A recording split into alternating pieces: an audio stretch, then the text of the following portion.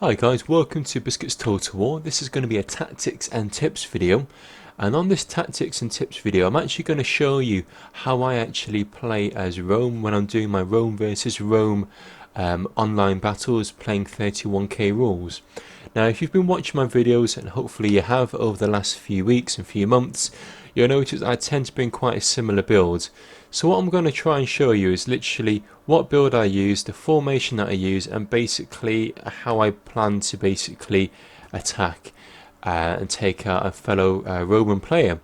So I'm aware that by showing this that it's going to give opposition a good idea of how I play, but at the end of the day I don't really mind.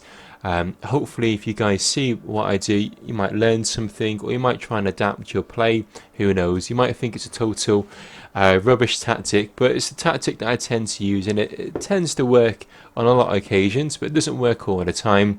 I will get beaten quite a few times. I'm no expert at the end of the day. So the first thing I'll do, I'll just actually show the builds that I tend to use. So it doesn't matter if I'm using the Scipii, the Senate, the Julii, the Brutii.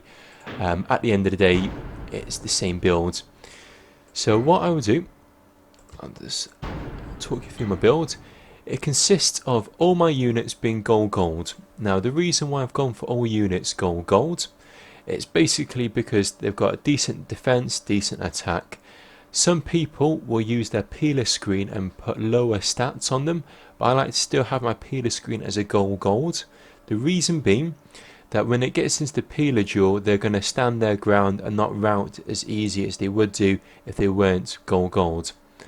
I go for 5 Praetorian Cav rather than your standard 6. The reason being, I find that if you're going to use 6, people end up just charging them all in one mass blob. If you have 5 of them, it tends to do just as much damage as what 6 would do, as long as you micromanage them a bit better. I find that tends to be quite useful. Also, I bring a Legionary First Cohort. The reason why I bring them is to boost the morale for my troops. So they're going to be boosting the morale as well as my general unit. Now some guys will use this Legionary First Cohort as their general unit. I like to use an urban cohort as my general unit.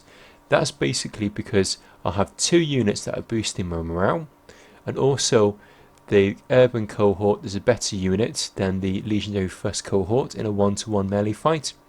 So if I was to put all my eggs in one basket and put this first cohort as my general, if that was to rout and go, it'd be a double whammy, because first of all the eagle has gone, that gives me my bonus, and also my general has gone.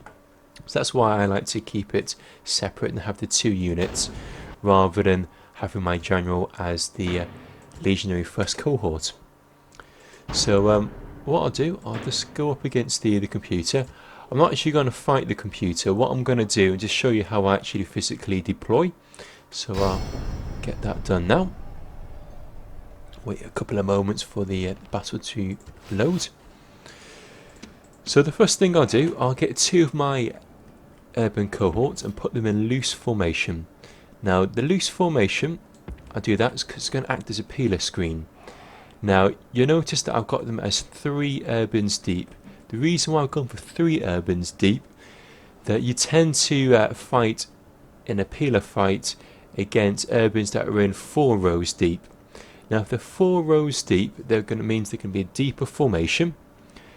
By having mine in a 3-rowed formation, they're going to be spread out longer, and they would tend to beat a 4-rowed loose formation urban when it comes to the peeler duel. So I've got them in those 2. Now I'm going for 2 rows deep. The reason being that's just too spread out. So I find that having the 3 rows tends to be that kind of sweet spot when it comes to actually the peeler fighting. I've done a couple of trials there. We're doing peeler battles with 2 units, 2 row deep, 4 row deep, 5 row deep, 3 row deep. But the 3 row deep one tends to give me the best results. So first of all, I'll get those 3 spread out.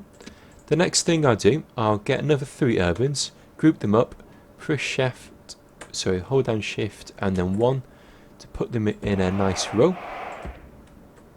I will then get the next 3 units, So I'll go 1, general, group those up, again shift and F1, so shift and 1, sorry, and put them behind. So basically what I've got here is 2 units in loose formation, then I've got my 6 urbans here, 3 standard, the general in the middle and the 2 standards on the sides. The reason why I've done that, that general is going to boost the morale for all of those units in close proximity, and then to add extra oomph to it, I'm going to add my legionary first cohort at the back there. Now with this one I put it as 3 deep, the reason being that this unit's got 122 men in. By having this unit at the back, it's going to be my weakest unit, so it's going to help boost the morale. But if I get attacked anywhere else, I can peel off this unit and put it anywhere else. Also, if I get attacked from the rear from a Praetorian cohort, because it's quite spread out and quite long, I can try and spread my guys out and try and act as a bit of a buffer to prevent a decent cav charge into the rear of these troops. So once I've done that, I select all of these guys, press G to put them all into one group. So that's all in one group. The next thing I'll do, I'll sort out the other 2 groups. So I'll get another urban, put it on this side here. Get another 2 urbans, put them just behind. Then I'll group that. Now again, what I've done, I've got the 3 units, so 3 row deep column, and then I've got my 2 standard ones. Basically this is going to act as a peeler screen, and this is going to be one of my wings. So I'll have 2 wings, my central body, which will be this one, and then I'll have 2 wings. So I've got one of them set up there. Just going to set up the second one.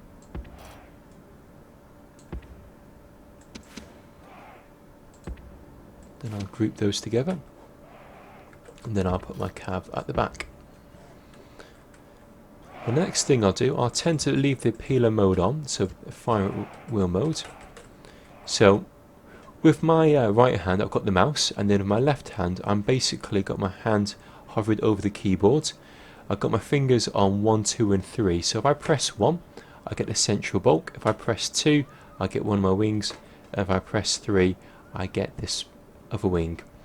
So what I'm effectively going to do, I'm going to attack and basically act as if this is all one is all one big unit, 2 is all one unit, and 3 is all units. So it makes my micromanagement much easier, because effectively I'm just using 3 big units to attack rather than micromanaging basically 15 infantry units. So I press 2, I get this one, if I press 3 I get that one, if I press 1 I get the central bulk.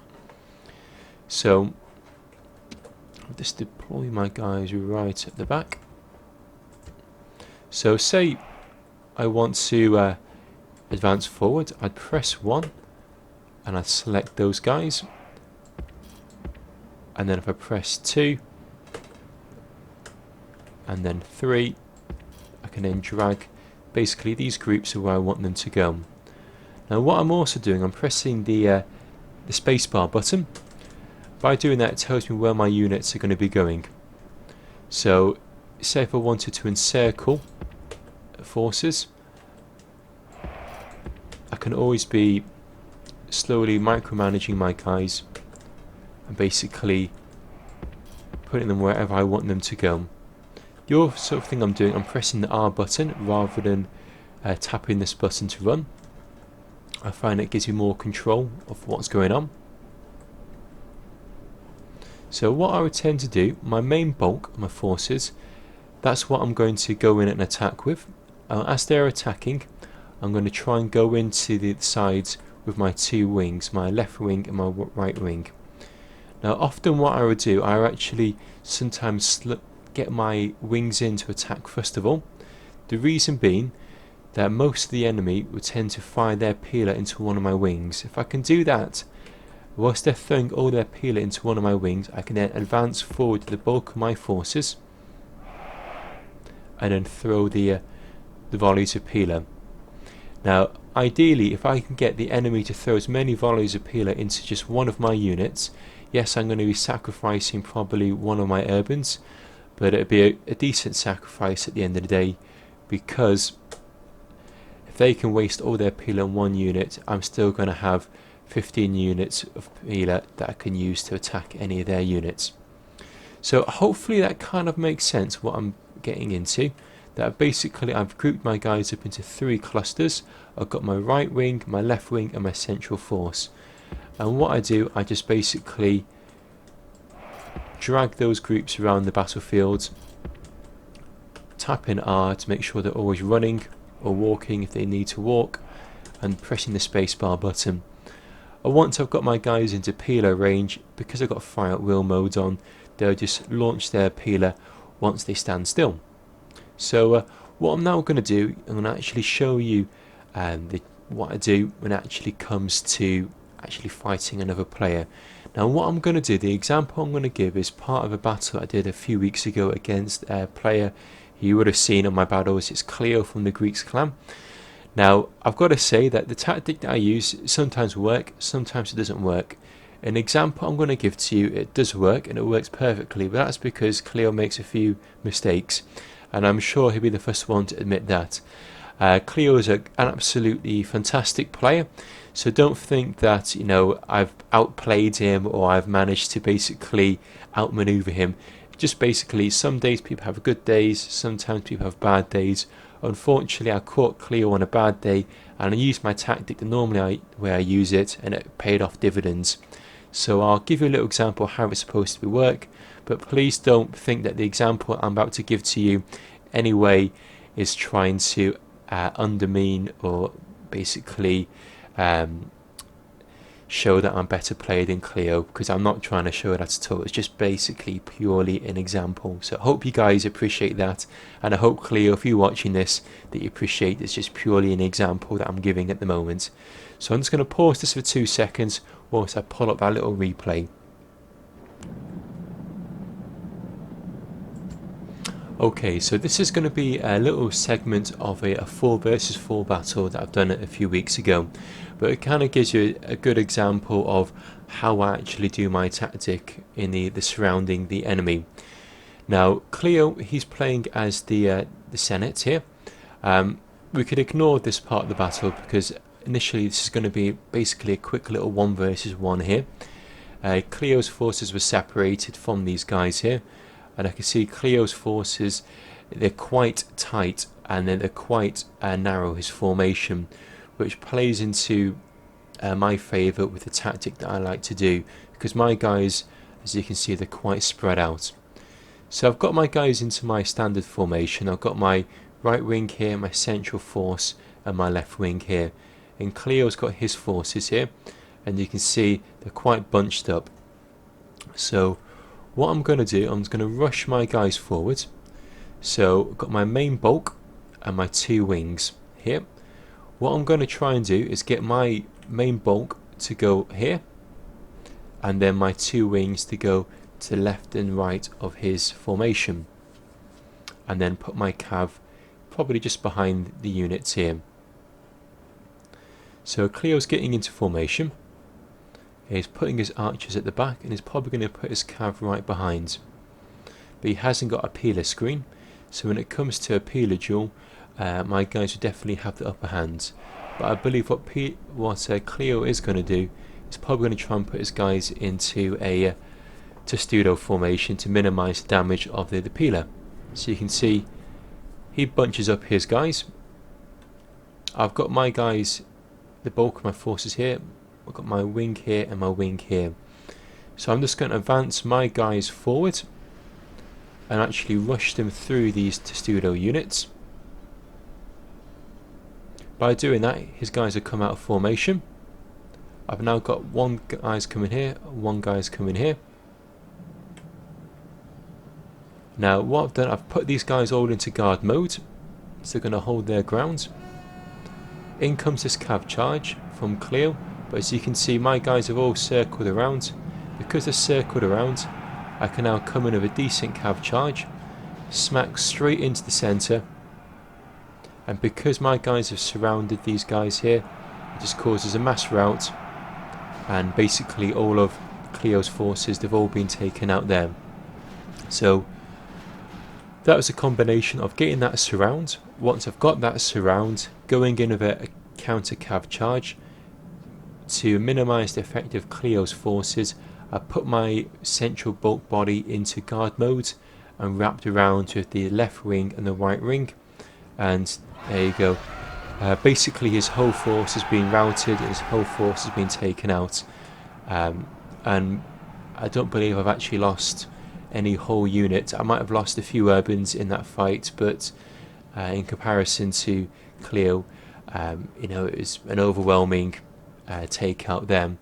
But as I say, this is purely just an example of what I'm giving you here, of how I tend to do my tactic, in that I go in with my bulk forces and try and surround left and right. It won't always work, but it worked in that scenario because Cleo's forces were quite bunched up together. You know, he didn't have the best of starts there. I managed to capitalise on that and get that that win there. But by showing this replay, I'm not suggesting that Cleo's you know, a worse player. I'm not suggesting that I'm a better player than Cleo. Some days we have good days, some days we have bad days. Unfortunately on that one, I managed to get the upper hand on Cleo, but I'm only showing this as purely as an example to show you how I do my tactics. Nothing more, nothing less than that. So I hope you guys enjoy that. Feel free to give it a go. If you have any queries or questions, just drop me a little comment. If it's been at all any benefit to you, you know, please leave it a thumbs up, please like, please pass the video on to your friends, and hopefully might be able to see this tactic being used again in the future. So this is Biscuits signing out and wishing you all the best, and thanks once again for checking out my channel. Okay, bye now.